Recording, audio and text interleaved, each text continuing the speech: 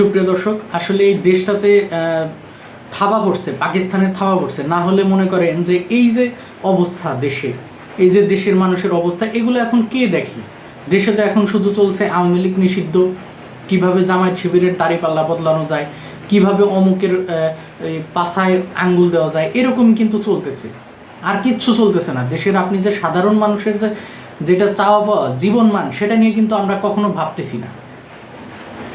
যদি ভাবতাম তাহলে এইসব মানে কী সব সংস্কার মংস্কার, তারপরে কী সব কি এগুলো নিয়ে আমরা কখনো পড়িয়া থাকতাম না।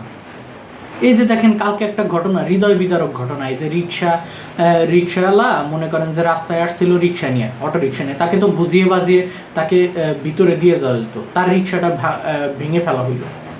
এইভাবে বাংলাদেশের প্রত্যেকটা মানুষের হৃদয় কিন্তু ভাঙতেছে। যেখানে এই বাংলাদেশ উন্নয়নে অগ্রযাত্রায় এগিয়ে যাওয়ার কথা ছিল, সেখানে কি হচ্ছে? এখন জাতীয় সঙ্গীত নিয়ে স্লোগান, জাতীয় সঙ্গীত নিয়ে বিতর্ক, জাতীয় সঙ্গীত আমরা গাইতে পারবো না। আমাদের বিভিন্নভাবে মনে করেন আওয়ামী লীগ নিষিদ্ধ, এইসব বিষয় নিয়ে আমাদেরকে জল ঘোলা করে রাখা হইতেছে। অথচ আমাদের যে ইনকাম ধীরে ধীরে বৃদ্ধি পাচ্ছে না, মানুষের সাধারণের ক্রয় ক্ষমতা হাতের নাগালের বাইরে চলে যাচ্ছে। আমরা আওয়ামী লীগকে দোষ দিতাম যে এই আওয়ামী লীগ সরকার বিভিন্ন দ্রব্যাদির দাম বাড়িয়ে দিছে। আসলে কি দাম বাড়িয়ে দিছিল? এই যে চালের বাজার বর্তমানে 3,000 টাকা মন, 3,000 টাকা মন, আমি নিজে 1 মন চাউল 3,000 টাকা মন নিয়ে আসি, তাইলে কোথায়? আগে তো 2300-2400 টাকা করে খাইছি। মানুষ কি এমনি বলা শুরু করছে যে আগেই ভালো ছিলাম?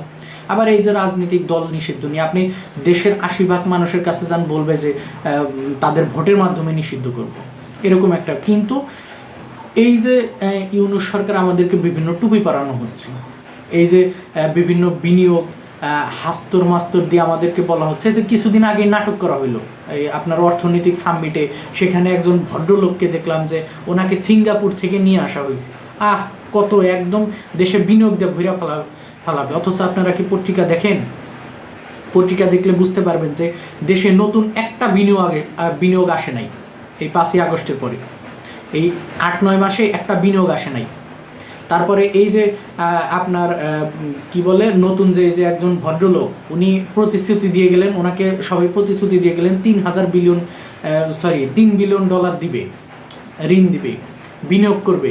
কই বিনিয়োগের চুনোপোটা তো আমরা দেখলাম না। ওগুলা সব আশ্বস্ত করা, ওগুলা আসলে ভাই আসবে না। একটা অগণতান্ত্রিক পরিবেশে, একটা মোল্লাবাদী পরিবেশে কখনো বিদেশি শক্তি কখনো বিনিয়োগ করে না। এটা একদম বাস্তব কথা, চরম সত্য কথা। আমাদেরকে কি নিয়ে ব্যস্ত করা হচ্ছে?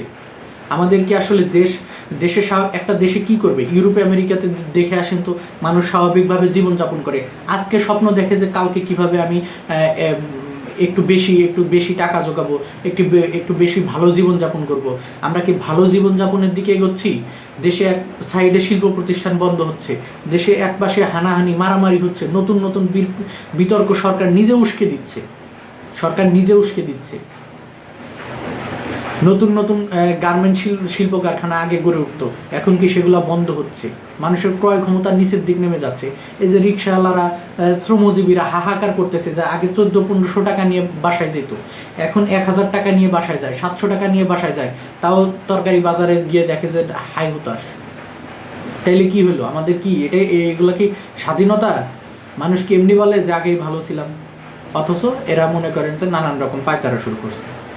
দেখি বাংলাদেশ কত দূর যায়। আল্লাহ হাফেজ।